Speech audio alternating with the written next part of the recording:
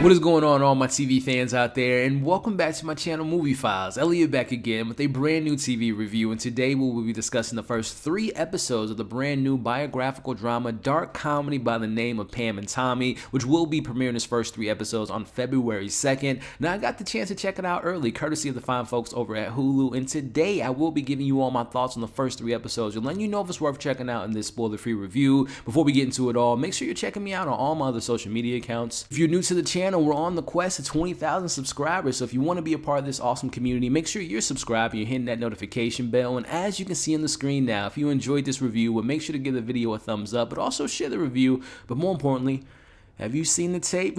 Jokes aside, were you excited for this series? And of course, once you sat down and watched all 3 episodes, what'd you think about them? What was your favorite episode out of 3? What'd you think about the performances? Your thoughts on the narrative? Are you invested in the story? What were some things that didn't work for you all? And will you be watching this on a week-to-week basis?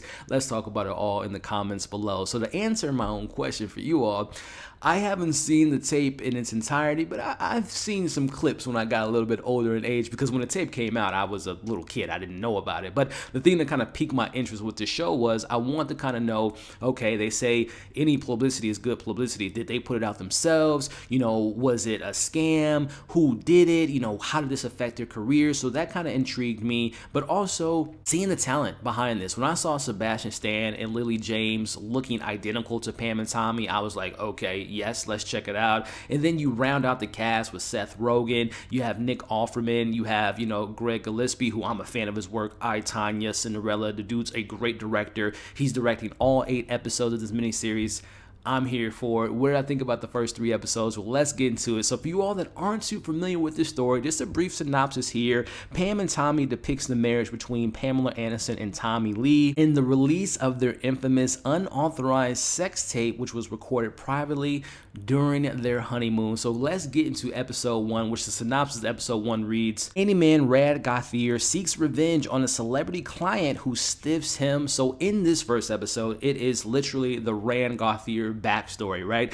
100% of the episode gives you the point of view of his thoughts on how things shook up. So he is a man that studies religion, but he's also a handyman, and he gets hired by Tommy Lee to do this contract work. And let's just say Tommy Lee isn't the best person. He ultimately fires him from the job, and that's kind of the path that Rand gets on in this first episode. Oh, I want to get the celebrity back. I want to get revenge on him. And you see how the episode plays out once you see it in regards to how he goes about getting that revenge. So I believe the structuring of this first episode was to put you in the shoes of Rand and give you kind of that sympathy card, because outside, without knowing this person, I didn't know anything about who Rand was prior to this first episode. You would just see the headline and think that person's despicable. They're in it for money. They're just a terrible person through and through. But seeing a little bit of his backstory, we see a little bit of his childhood. We see that he's kind of a pushover in a certain extent. You kind of feel bad for the character. By no means does it give him the right to do what he ultimately did, to putting out their privacy to the public for the world to see.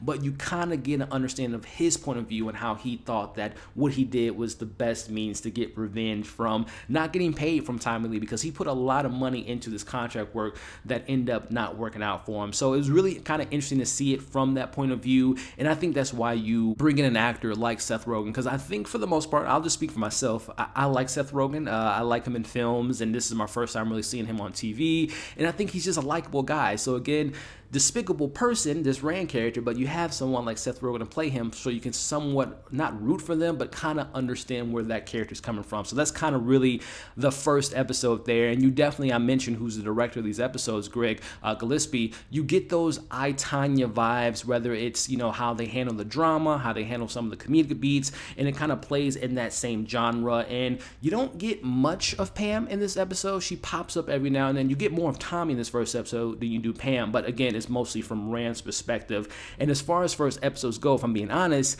it was okay. It didn't really wow me. It didn't blow me away. But I will say, once Nick Offerman's character gets involved into the storyline, he added a little bit more energy and gave me a little bit more than what I was looking for in the series. So he added a lot more dimensions, and he was only in it for 10 minutes, and I'm a big Nick Offerman fan. So as far as episode 1s go, as far as premiere episodes go, it didn't blow my socks off. It wasn't the best thing that I've seen in a long time, but I will say it intrigued me, right? It piqued my interest, but it wasn't until episode 2, which the episode synopsis reads, Pamela Anderson and Tommy Lee meet, get high, and get married, all in 4 days. So this was the episode. I think, and this was smart on Hulu to release the first 3 episodes, but I think it would have been smarter on the creators to have episode 2 be episode 1, because this was the episode I was looking for. This is the Pam and Tommy story. It focuses on them like 100% of this episode, but more particularly, we get more of Pam's perspective. We get to see Lily James and the performance by her. I'll talk about her a little bit more towards the end, but she was absolutely fantastic. But her as Pam, kind of seeing where she's at in this point in her career and where she was trying to go and how she was trying to be a person to kind of maybe not be in a relationship with bad boys until Tommy gets into the picture, and he literally comes out of nowhere. How they meet is very kind of just like, it just happened to be at the same place. So coincidence how they kind of came to be. But it's in this episode where we get to see their first encounters. We get to see them hook up for the first time, and not in the way you would imagine when you see this second episode. And we see their relationship, in my point of view, is it was really kind of thrust from attraction and lust more so than it was like actual genuine love. But they do some things a little bit later that we'll talk about without getting into the details. But it's within this moment that, again, 4 days of partying, taking baths, and just really kind of getting to know the celebrity of that particular character. We meet Tommy's very close friend, and when you see the episode, you know what I'm talking about there. But it's in this second episode that you kind of get a sense of the influence that Tommy had on Pam, and I'm talking about the bad influence on some of the decisions that she makes. And this relationship is starting to develop, and it's not the best boyfriend for Pam at this time in her life. And again, after 4 days of the drugs and the partying and hanging out, they agree to marry each other. And it's so interesting once this kind of episode gets into the really good stuff here. Is after they leave, they met at Cancun, they go back home to their lives. They realize, oh man, we're married now. We have to kind of make our separate celebrity lives kind of be one now. And this is where they're trying to find some things that they have in common. And, you know, they have to embrace each other and who's going to move into whose house. The paparazzi gets involved. And at this point in their careers, you know, Motley Crue wasn't as famous as they were in the 80s. And Pam's career is like, she's way more famous at this point in the career than Tommy. So it's kind of like seeing that dynamic, that power dynamic between those two. And what I really appreciate about the second episode was spending time with Pam and Tommy. This is what I want to see from the show, and this is what the second episode gave me. And again, the performances were really kind of stand out. And in this second episode, we see how the camcorder became a part of the relationship. So again, second episode to me should have been the first episode, but at least it was a better episode than the first one. Which again, if I'm a TV watcher, I watch a lot of TV.